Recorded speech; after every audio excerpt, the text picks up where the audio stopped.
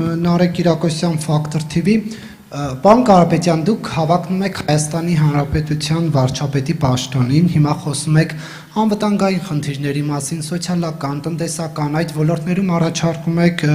ձեր տեսլականը, թե ինչպես պետք է զարգացնել։ Դուք, պարոն Կարապետյան, բայց նախկինում այս ու շատ այլ Հայաստանի համար կենսական նշանակության հարցերի խնդիրների վերաբերյալ դիրքորոշում չեք հայտնել։ Մասնավորապես, երբ Հայաստանի Հանրապետությունը 400 միլիոն ամերիկյան դոլար տվեց Ռուսաստանի Դաշնությանը զենք ստանալու համար, մի ծանր վիճակում 2021 թվականն էր, 21-22 թվականը 44-օրյա պատերազմից հետո դուք դիրքորոշում չհայտնեցիք, թե ինչու Ռուսաստանը գումարը վերցրեց եւ զենքը չտվեց։ Պարոն Կարապետյան, դուք դիրքորոշում չհայտնեցիք այն ժամանակ, երբ ադրբեջանական զինուժը ներխուժեց Հայաստանի Հանրապետության տարածք, օկուպացրեց Հայաստանի ինքնիշխան տարածքները եւ Երևանը պաշտոնապես դիմեց ՀԱՊԿ-ին, բայց ՀԱՊԿ-ը չարձագանքեց ՀԱՊԿ կանոնադրության համաձայն։ Պարոն Կարապետյան, դուք տարիներ շարունակ ապրելով եւ գործունեություն ծավալելով Ռուսաստանի Դաշնությունում երբևէ չեք արձագանքել, դիրքորոշում չեք հայտնել, որ Ռուսաստանի Դաշնությունը, որի հետ ի դեպ պատրաստվում եք խորացնել հարաբերությունները, տարիներ շարունակ Ադրբեջանին վաճառել է հարձակողական զենքեր, որոնցով սպանվել են հայեր։ Ինչու եք լռել, պարոն Կարապետյան, այս թեմաների վերաբերյալ, ինչու գնահատական չեք հայտնել, որն է եղել կաշկանդվածության պատճառը։ Նարեկ, դու մոռացար գլխավոր հարցը տալ, ինչը խոստացար չմոռանաս։ Ես քանի որ Տիկին Ղարամանյանը նշել է, որ ունենալու եմ եւս հարց իրավունք, դա նախատեսել եմ։ Նայ, Նարեկ, ես վստահ հայտարարում եմ, չկա աշխարհում հայ, որ ավելի շատ բան է արել Հայաստանի բանակի համար, չկա աշխարհում հայ, ես նկատի ունեմ ոչ պաշտոնական անձանց, որտեղ Փաշինյանը շատ բան արել, ինձ թվում է, որ ձեր ասած օրերին ավելի շատ նպաստել է, որ Ղարաբաղում պատերազմը կանգնի, դուք ճիշտ կլինի, ես չեմ կարող, ամենածանր հարցն է ինձ համար, քանի որ ես չեմ կարող փակագծեր բացել, այդ հարցը ուղղեք թե Փաշինյանին, թե վերջին տարիների Հայաստանի պաշտպանության նախարարներին, նույն 44-օրյա պատերազմի պաշտպանության նախարարին, թե Արցախի հենց հետ վերադարձրինք իշխանություններին եւ դուք բոլոր ձեր հարցերի պատասխանը կստանաք իրենցից, քանի որ ես չեմ կարող այդ հարցին բացված պատասխան տալ։ Դրա պատասխանը տվել է Փաշինյանի շեֆը, երբ ինձ հայտարարել է միջազգային հետախուզում։ Միջազգային հետախուզում չեն հայտարարում մարդկանց, ովքեր ոչինչ չեն արել այդ օրերին։ Նա միջազգային հետախուզում չհայտարարեց ոչ Փաշինյանին, ոչ իր խմբակի գոնե մեկ անդամի։ Դրա համար դիմեք իրենց, կստանաք պատասխան, եթե չի բավարարի,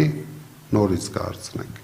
Քանի որ արդեն հավաքվել ենք, պարոն Կարապետյան, գուցե դուք ասեք, ինչ էիք անում այն ժամանակ, ինչպես էիք ձեր կապերը օգտագործում, որ հայերին սպանելու համար Ռուսաստանը զենքեր չվաճառի, կամ Ռուսաստանին ում հետ եք խոսել, որ 400 միլիոն դոլարը վերցրեցին, զենք չտվեցին։ Դուք ասում եք գնացեք հարցրեք Փաշինյանին, բայց ես ձեր դիրքորոշում, դուք օքեյ եք դրա հետ, որ փողը վերցրե, զենքը չեն տալի։ Ես օքեյ չեմ, որ Հայաստանը ղեկավարում է թույլ իշխանությունը։ Ես օքեյ չեմ, որ Հայաստանի իշխանությունը նույնիսկ զենք գնելու ձևը չգիտի։ Զենք երբ որ գնում ես, զենքը ստանում ես։ Հիմա դուք ինչ եք ուզում, իրեն ձախողումներին ես բացատրություն տամ, կարամ տամ, եթե շատ եք ուզում, բայց դա կլինի ոչ կոռեկտ։ Ես չեմ ուզում անցնեմ այդ սահմանը։ Գնեք, դուք կաշկանդված եք Ռուսաստանի իշխանություններին քննադատելու հարցում։ Իսկ դու ինչ քեզ չէ, Ռուսաստանի իշխանություններին անտեղի քննադատելու հարցում ես ոչ թե կաշկանդված եմ, ես բարոյական իրավունք չունեմ, անտեղի քննադատեմ մարդկանց։ Չէ, դե որ ՀԱՊԿ-ը իր պարտականությունները չի կատարում, դա անտեղի քննադատություն է։ Եթե ՀԱՊԿ-ը իր պարտականությունները չի կատարում, ինչ անեմ, քֆուր մի հատ տամ ՀԱՊԿ-ին, դուրդ կգա, որ կզգաս ես կաշկանդված եմ։ Իհարկե ես հարցեր ունեմ ՀԱՊԿ-ին։ Իհարկե ես հարցեր ունեմ բոլոր այդ process-ներին, որը բերեցին մեր ազգի խայտարակությանը։ Բայց քանի որ ես իշխանություն չեմ եղել, ես չգիտեմ ինչ պայմանավորվածությունների սահմաններում, հիմա միգուցե Բաժինյանը չի էլ դիմել ՀԱՊԿ-ին, ես նստեմ բացատրեմ, թե ՀԱՊԿ-ը գործունեություն չի ծավալել։ Հենց ունեցանք իշխանություն, բոլոր հարցերի պատասխանը դուք կունենաք, բայց այսօր եղունգիս նայեմ, ով ինչ է արել այդ պայմաններում, ես որպես հայ իմ պարտականությունները, իմ պարտքը, իմ հայրենիքին շատ ազնիվ, ասում եմ, ամենամեծ ձևով արել եմ, որի մասին չեմ կարող խոսել։ Շնորհակալություն։ Բայց այն հարցը չտվիր Նարեկ։ Լավ, եթե Հետո չասես էլի դատարանի մոտ։ Շատ լավ, Պարոն Կարապետյան, տեղյակ եք իշխանությունները ձեզ քննադատում են նաև այն բանի համար, որ 2020 թվականի սեպտեմբերի 29-ին հայտարարել եք, մեջբերեմ, Հայ ձեռնարկատերերի ասոցիացիայի անունից կոչ եմ անում երկու կողմերին էլ վերադառնալ բանակցությունների սեղանին եւ կոնֆլիկտը խաղաղ ճանապարհով լուծելու տարբերակներ գտնել նոր զոհերից, այդ թվում նաեւ խաղաղ բնակչության շրջանում խուսափելու համար։ Իշխանություններն ասում են օրինակ, որ սա կարող էր օրինակ ԵԱԿ Միսկի խումբը անել այս հայտարարությունը կամ Դանիայի արտգործ նախարարությունը, բայց ոչ հայը, դուք ինչպես կմեկնաբանեք այս քննադատությանը։ Ինձ թվում է դատարանում այդ հարցը ինձ տալուց, դրանից հետո Փաշինյանը մի երկու օր կանգներ ձեր տան դեմը, քեզ խնդրեր, որ այդ հարցը դու նորից չտայիր ինձ։ Ինչու՞։ Քանի որ այդ հարցի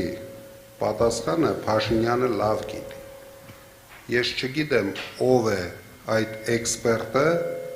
որ դա որոշել է, որ դա հավասարության նշան են դրել։ Դա միակ տարբերակն էր, որ մենք հիմա ունենայինք հայկական Արցախ։ Դա անտեսեց Փաշինյանը իր մեծամտությամբ եւ մենք ունեցանք ինչ որ ունեցանք, մնացածը նորից ես չեմ բացի փակագծեր, եթե ինքը կգտնի հարմար, թող ինքը բացի։ Եվ քան մեկ հարց էլ ունեմ, սա էլ տամ եւ վերջացնենք, շնորհակալություն։ Պարոն Կարապետյան, դուք ձեր թիմակիցները հայտարարում եք, որ ուժեղ Հայաստանում ստեղծելու է 300,000 աշխատատեղ, իսկ ՀՊ-ն 300,000 ադրբեջանցիների վերադարձ է ապահովելու։ Իշխանությունները, պարոն Կարապետյան, Նիկոլ Փաշինյանի գլխավորությամբ ասում են, որ վերադարձ որևէ ուղղությամբ չի կարող լինել, նույնիսկ փակել են արցախցիների Արցախ վերադառնալու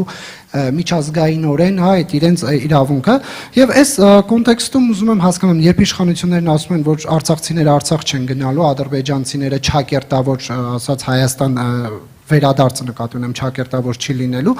որտեղից ձեզ տեղեկություն,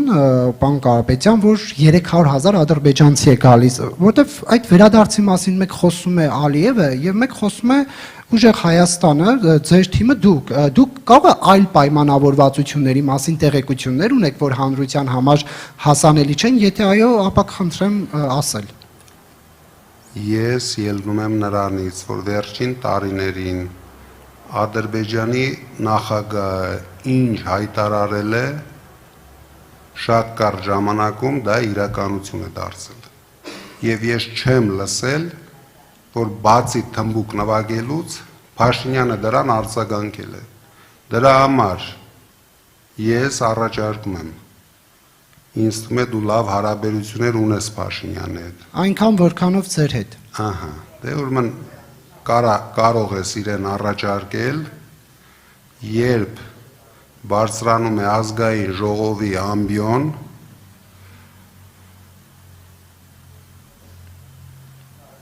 առանց ցնցումների մեջ ընկնել, թող հայտարարի, որ 300,000 ադրբեջանցի չի գալու Հայաստան։ Թող հայտարարի, որ Ադրբեջանը Հայաստանից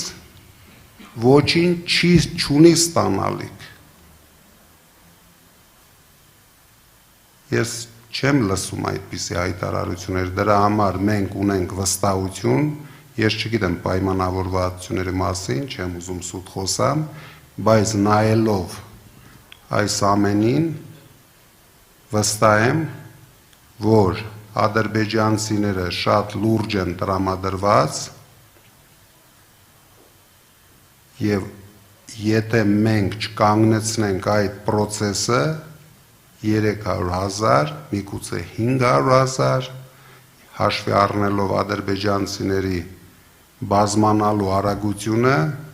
կանցնի տարիներ մենք տեսնենք միգուցե միլիոն ադրբեջանցի Հայաստանում։ Դրա համար մենք այդ մտավախությունը ունենք եւ ամեն օր թմկահարում ենք դրա մասին։ Դուք մի մտածեք, թե մենք դրանից հաճույք ենք ստանում։ Դա շատ կարևոր հարց է մեր երկրի համար մենք տեսնում ենք երկու կարևոր հարց։ Կորցնենք Սյունիքը ինչ որ տեսքով եւ ունենանք ադրբեջանցիներին Հայաստանի տարածքում իրենց լավ զգալով։ Շնորհակալություն։